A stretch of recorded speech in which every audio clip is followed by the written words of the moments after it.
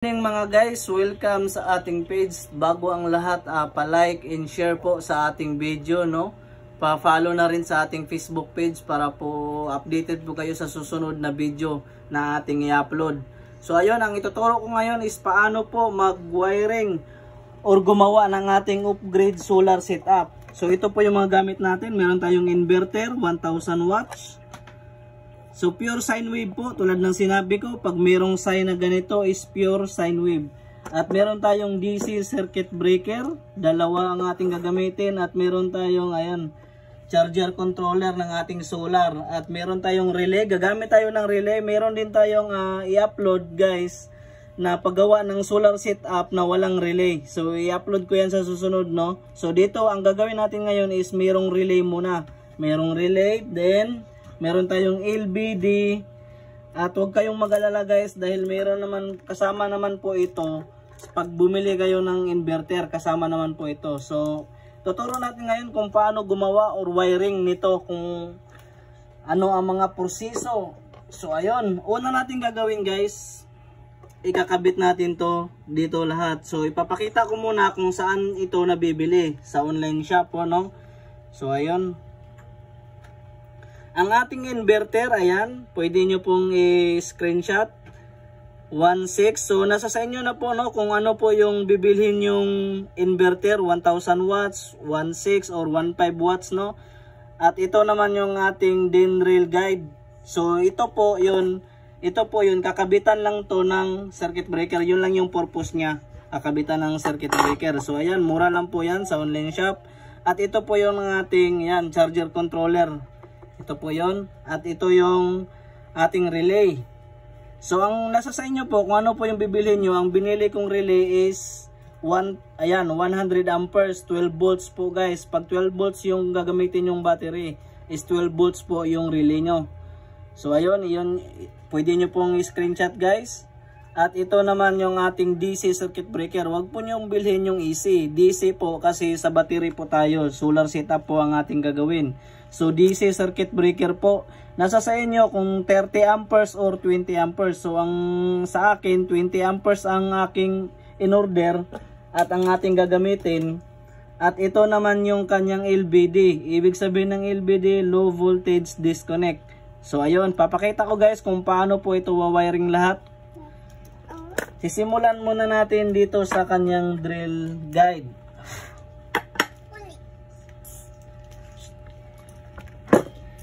So ito guys, ayan, wag po nating skip yung video, tapusin po natin yung video, no.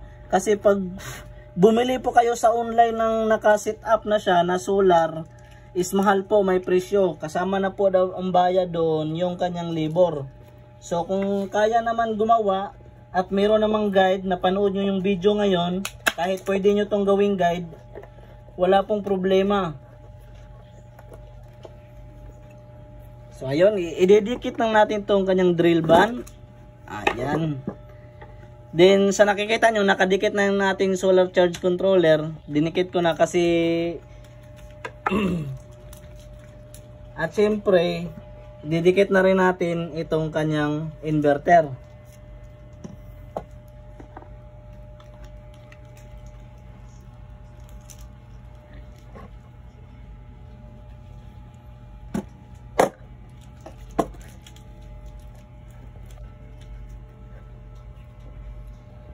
So useful po yung video natin, wag po nating skip, panoorin po natin hanggang dulo para po may matutunan tayo. Paki-share na rin po ng video natin. Pwede rin niyo po itong gamiting guys, tawag nito, pag brown out, emergency po. Kung meron kayong solar, pwede rin niyo pong gagamitin pag sakaling nagka-brown out sa inyo, walang kuryente, lalo na sa panahon ngayon is tagbagyo. Maraming unos na dumarating sa ating So kailangan meron tayong backup power guys.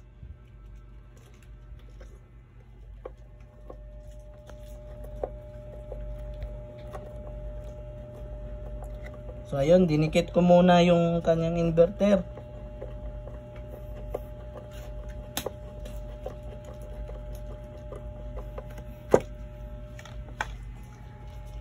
Sa nakikita nyo, meron na akong pinutol, ginawa, no? Ginawang mga wire. So sa pag-wire po guys, sa mga nagtatanong din kung anong wire ang gagamitin dito sa ating off-grid solar setup, is number 10 po. Bali ang nasa akin ngayon is number 12 lang ito. So mas maganda po yung number 10 kung wala namang aircon or ref, or kung po, ang ginagamit nyo naman sa inyong solar setup is electric fan lang, TV, yung mga ganyan, washing machine, pwede na po yung number 10 wire na gagamitin nyo, DC. So mas malaking wire, mas maganda, wala pong problema yun, no? Yung iba gumagamit ng number 8 AWG, wala pong problema yon. Yung iba lang nagkakaroon ng over design. Ibig sabihin ng over design, sobrang laki na ng wire, nagko-consume na yon ng voltage. At siyempre ilalagay natin yung kanyang circuit breaker. Paano po maglagay? Napakasimple lang po. Ganyan lang po, i-ano lang po yan, ganyan.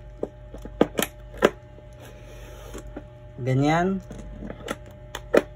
Okay? Igagano lang po, ayan.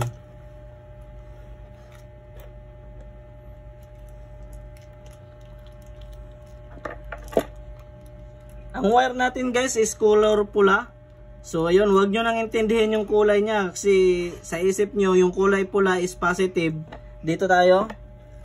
May nakasulat naman po sa kanyang solar charge controller, may nakasulat na positive. Ayan, may nakasulat na panel positive. Ibig sabihin itong isang na to, papunta tong panel positive. May nakasulat din dito, ayan, battery positive. May nakasulat din dyan, load positive. Ayan, may nakasulat naman na positive, negative, positive, negative. So hindi na po kayo malilito kung paano po sa pagkabit, no? So ikakabit na natin muna.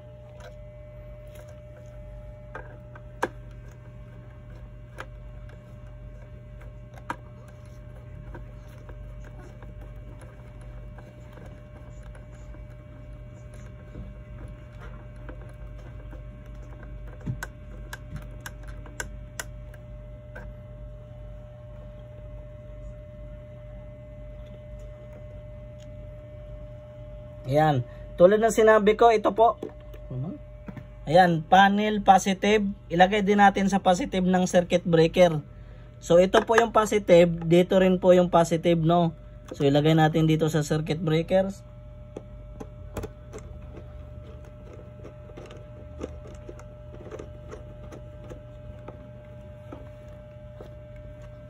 Tapos ito po yun guys, huwag nyong intindihin yung kulay. So dapat kulay itim po ito, negative po ang nakasulat dito. So mapupunta din siya dito sa circuit breaker na negative.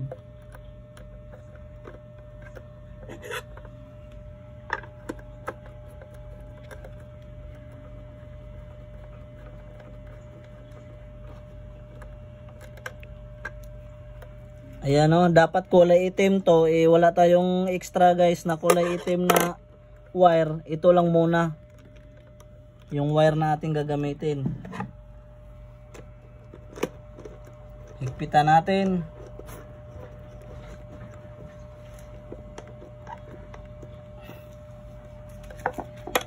Tapos ito naman guys, nakikita nyo dito, battery. Ayan, battery positive. Ilagay natin to, positive ng ating papuntang battery na po ito.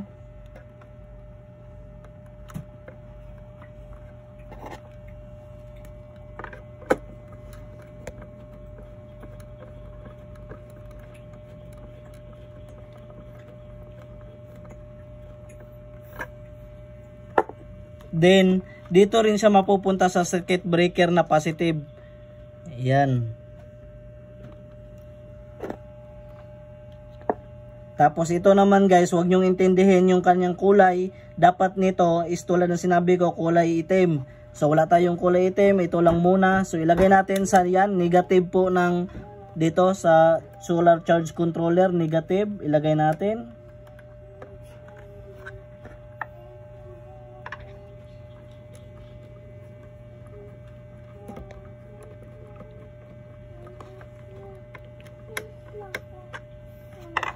Tapos ilagay natin dito, negative. Ayan po guys. Ito papuntang solar. Okay? Ito naman papuntang battery. So pinagtabi lang natin. And then, dito naman tayo sa kanyang relay. Okay? Magkabit muna tayo ng dalawang wire dito guys sa baba. Bali, nakikita nyo, meron na siyang dalawang wire, hindi ko na tinanggal. Ayan. Magkabit kayo ng dalawang wire dyan, kahit magkabaliktaran is wala namang problema, no? Wala namang polarity dyan, saan yung negative, positive. Kahit magkabaliktaran, tuturo ko po mamaya. Ilalagay muna natin tong kanyang relay.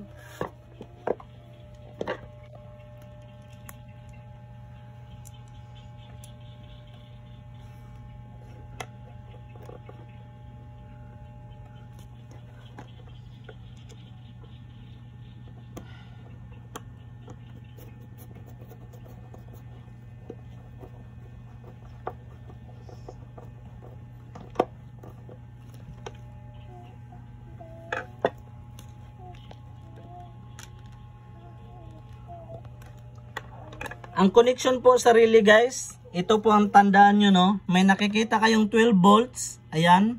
Meron kayong nakikita 12 volts. Papunta po yung positive ng ating inverter. So ayan po. Tanggalin natin to. Ito yun. Tanggalin natin to. Ilagay natin to guys.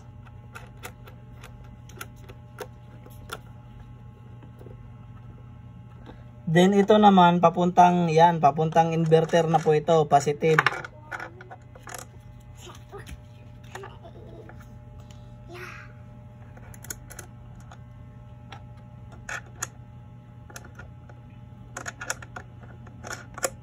Okay? Tandaan nyo po, mayroon kayong nakitang 12 volts. Ayan, 12 volts papunta po yung inverter. At kukuha tayo ng isa, itong kulay itim. Itong kulay pula pala, sorry.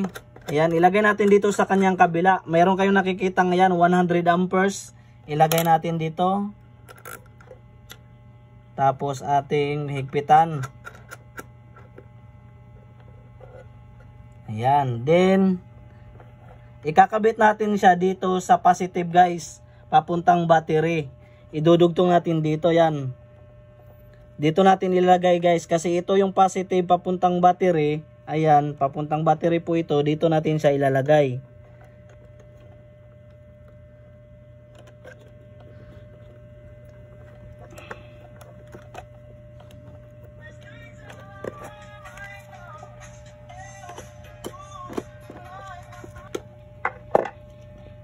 Ayun.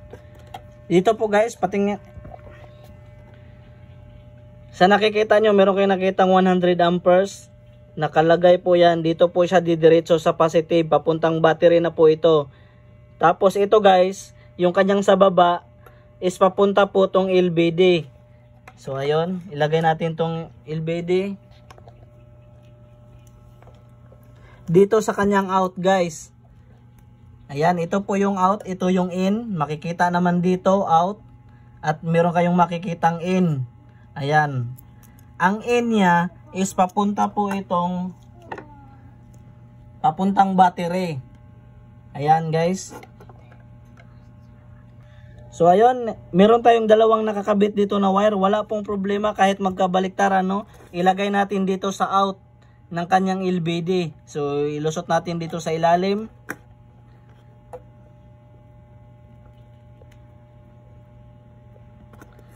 Paglagay nyo dito sa out guys, wala pong problema yan kahit magkabaliktad. Ayan.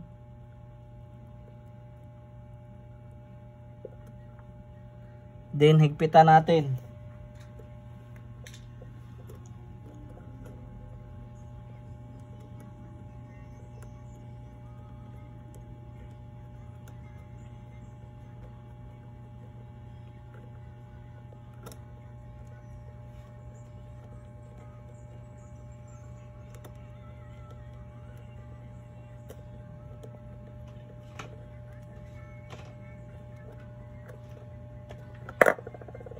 Ayan, mahigpit na. Tapos yung in guys, magkabit tayo ng wire dito sa in.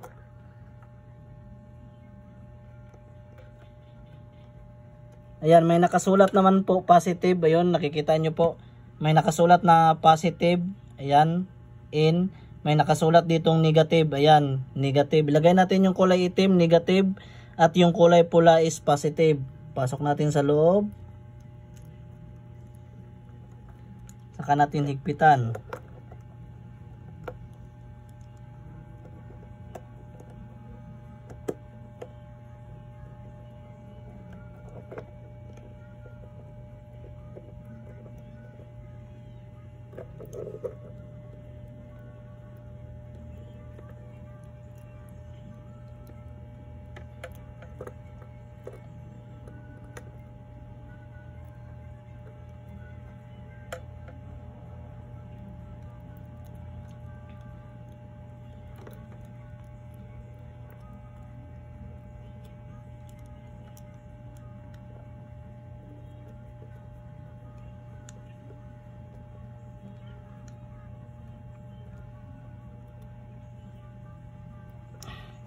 Ayun, mahigpit na.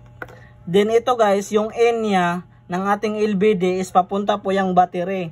So dito po sa LBD merong negative, merong positive. Ang negative po papuntang battery, ilagay natin sa negative. At tapos yung kanyang positive, ilagay natin dito sa positive. Nagigets po ba guys? Ito pong isa is negative, ito po ay positive. So tulad ng sinabi ko, ang negative ilagay natin dito, yung positive is ilagay natin dito. So magiging tatlong wire na siya.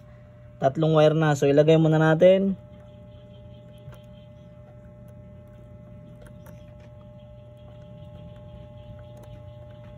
Ayan. Tapos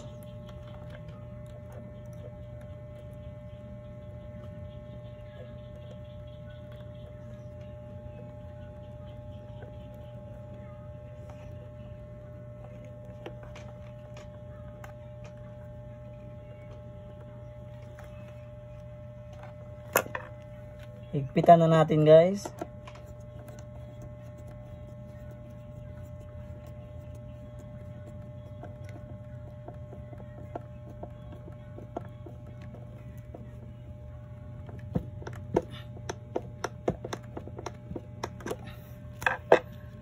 Tapos itong negative guys, itong inverter na to, dugtong niya dito sa negative ng ating papuntang battery.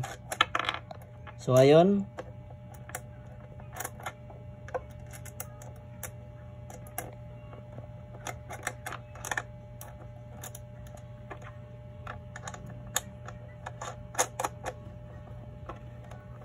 Ayan, negative ng inverter papuntang negative dito sa battery. Idudugtong lang natin ditong negative.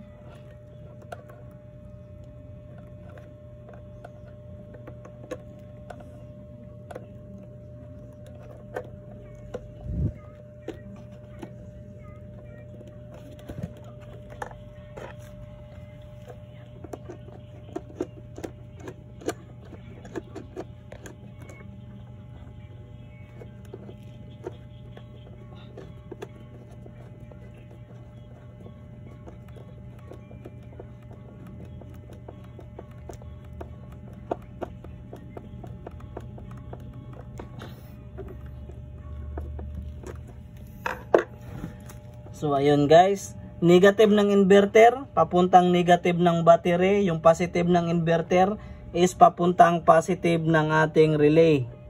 Ayan. So anuhin na natin.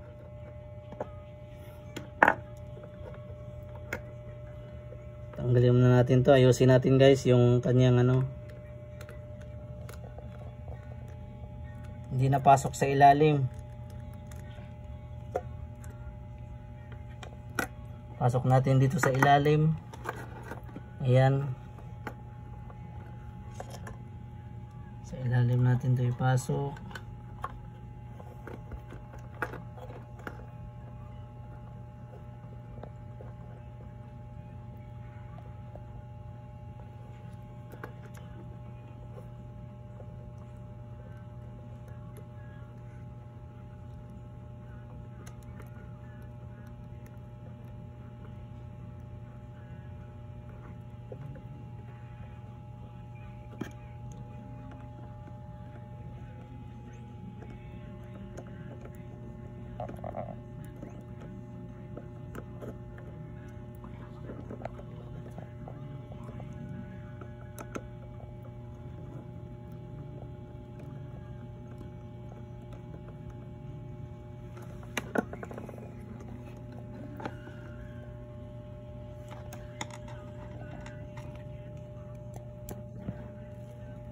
So ayun oh, medyo matagal-tagal po yung video natin.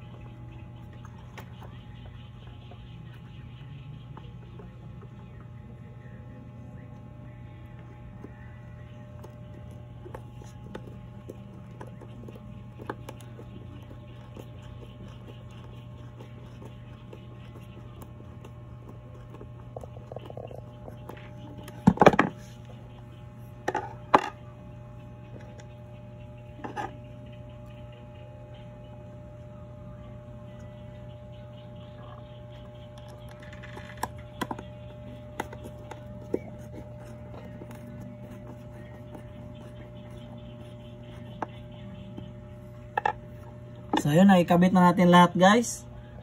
So yun, nagigets po no. So ito po, kasama na po ito sa pagbili ng inverter. So wala pong problema yan. Ang positive, ilagay natin sa positive. Tulad ng sinabi ko. Ito yung kanyang positive. Mula sa ating charge controller. Positive yan. Papunta rito sa positive ng circuit breaker. Dito lagay natin yung positive. Papunta na po itong battery guys.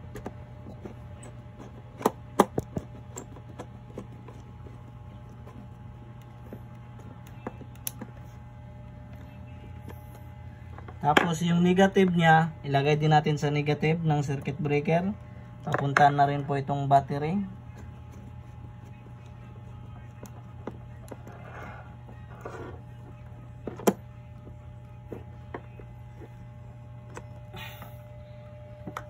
So ganun lang po ang connection guys. Ganito na po yun. So yan, gagana na po yan. Gagamit kayo ng electric fan, bulb, o kahit anong supply po na gusto nyong gamitin sa inyong off-grid solar setup is pwede na po.